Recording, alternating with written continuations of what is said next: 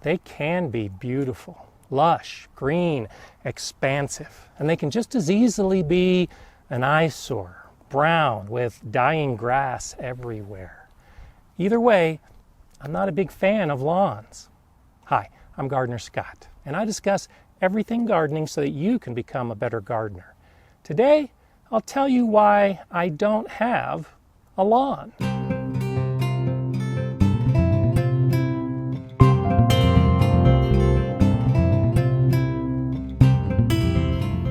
I did have a lawn in this whole front yard and that side yard when I moved to this house last year. But one of the very first things I did was to start taking the lawn out and turning this into what I think is a much more beautiful space. And believe it or not, even though it's a lot of work to create something new, ultimately it's less work to manage a yard like this than it is to deal with a typical lawn.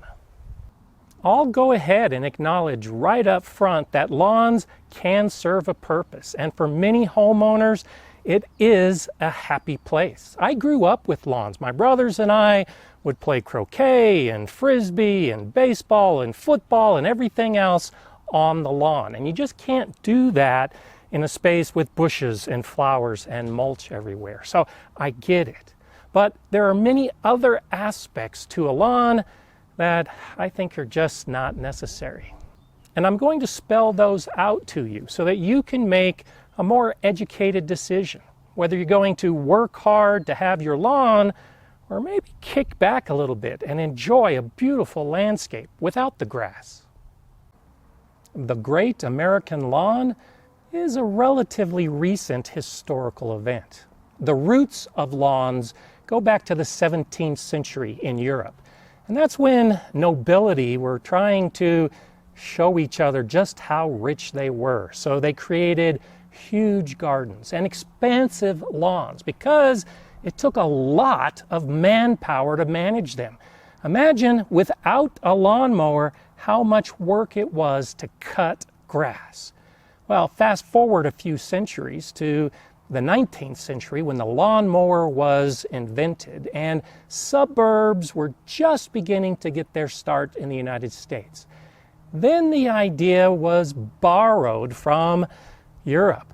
Hey, we Americans can have lawns too, but it's going to be smaller scale and we're all going to do it, and our suburb is just going to be one lawn after another. No hedges, no fences, just a lot of lawns.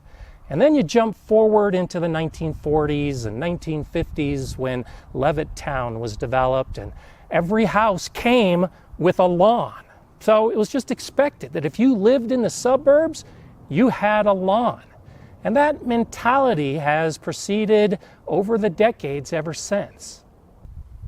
There are many homeowners associations throughout the United States that actually require lawns. And you may live in an HOA like that. So you could be limited as to what you can do with your landscape other than a lawn. If that's the case, I'm sorry. I really do feel for you because I think there's a lot of benefits to doing it this way. When I moved to this house last year, I was looking for a neighborhood that did not require lawns because of the reasons to come. In fact, this neighborhood specifically, well, a lawn is quite rare. And that leads me to the first reason why I don't have a lawn. It's expensive. In my region, in this neighborhood, I have to pay for water. We all do. And my neighbor told a story about a previous set of homeowners that lived in this house. The lawn was here, the sprinkler system was in place, they were watering 2 or 3 times a day during the summer to keep the grass green.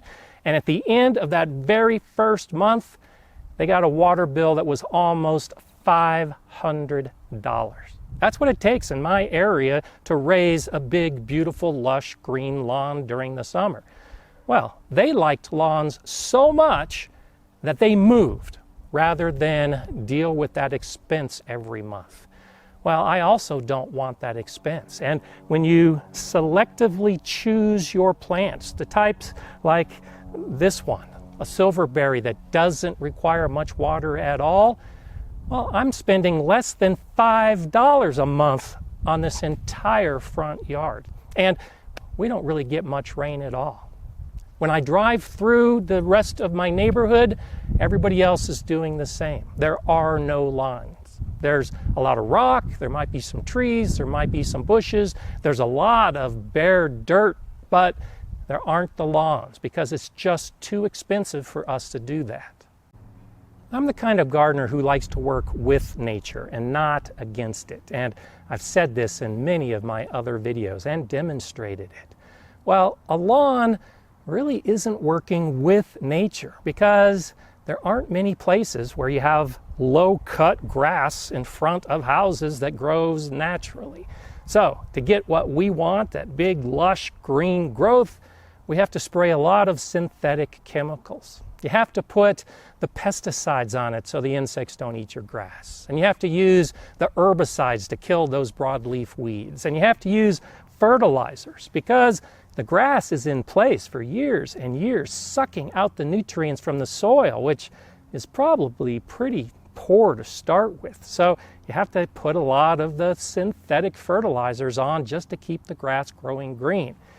And then you water. And a lot of those chemicals wash off into the gutter and then down the drain and then to some stream somewhere. And along the way, all of that is damaging the environment. It's killing more insects than animals downstream and potentially harming humans. Well, I don't want to be responsible for any of that. So why would I have a lawn in the first place when I can grow a beautiful landscape chemical-free?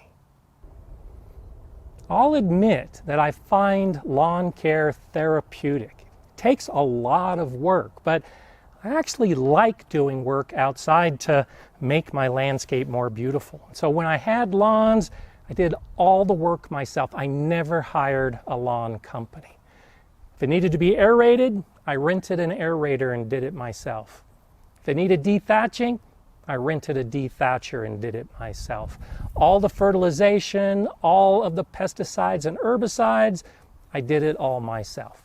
Now, that was many years ago, and I've learned a lot since. But the work component can be overwhelming for a lot of people, which is why they hire lawn companies. And that's another reason why I don't recommend lawns and why I don't have one. Because a lot of those companies are charging you for services that you really don't need. Your lawn doesn't need to be fertilized every single month. And I know someone who's paying substantial money to get their lawn fertilized every single month. And then you throw in a couple applications of those synthetic chemicals a couple times a year, and now it suddenly becomes not only hard work for them, but expensive for you.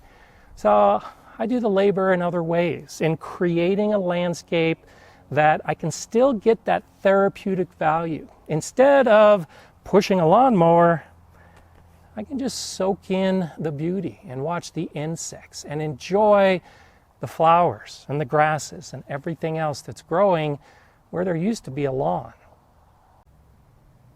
So far, I've tried to showcase the front of my yard where the construction is mostly complete. There are plants in place, though there are many more plants to come. I'm extending the same project into this side yard. When I moved in, there was grass here. It was mostly dead, so I didn't even want to attempt to revive it. A lot of weeds in place, so little by little, I'm putting cardboard down and soil on top of that, and then mulch, and I'm putting in shrubs and bushes and flowers. There's miscanthus grass over there. I'm going to have a winding path that goes to a gate that leads to the backyard and my vegetable garden. All of this is a wonderful way for me to create a beautiful landscape in the way that I want it to be. A lawn is kind of boring. It's just flat and green and you take care of it.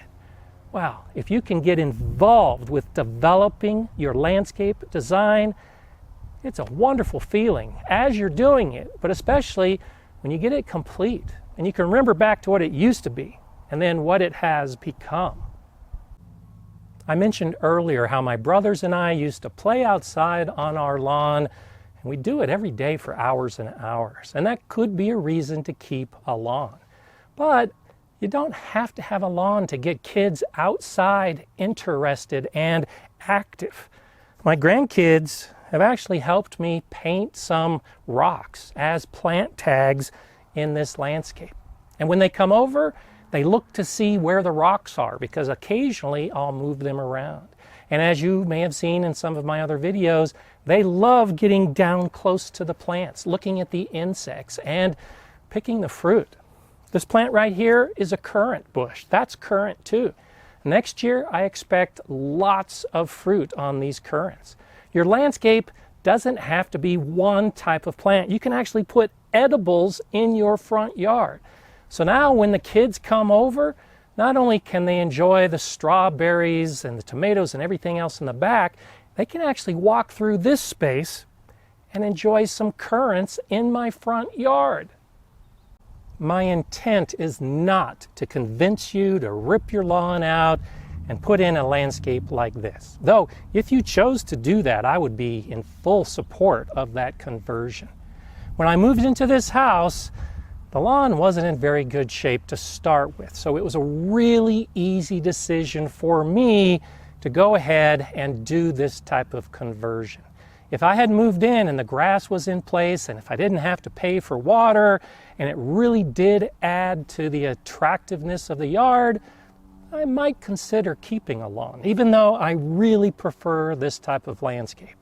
But if you're battling with your lawn, if it's a struggle, and if you have the option to convert a part or all of your lawn into low maintenance daylilies and some beautiful phlox and some sunflowers and all the rest, well, I think it's something you should consider. It's something maybe you can plan for next year, and just do it a little piece at a time with the cardboard and the soil and the mulch. It's a great way to reclaim grass and develop a bed that you can plant in. It's not necessary. I just wanted to share with you my thoughts and the reasons why I've done it. And maybe just plant that seed in your brain to get you thinking about possibilities besides just a lawn. And for other gardening possibilities, what you can do to become a better gardener, I suggest you click on one of these videos. I'm Gardener Scott. Enjoy gardening.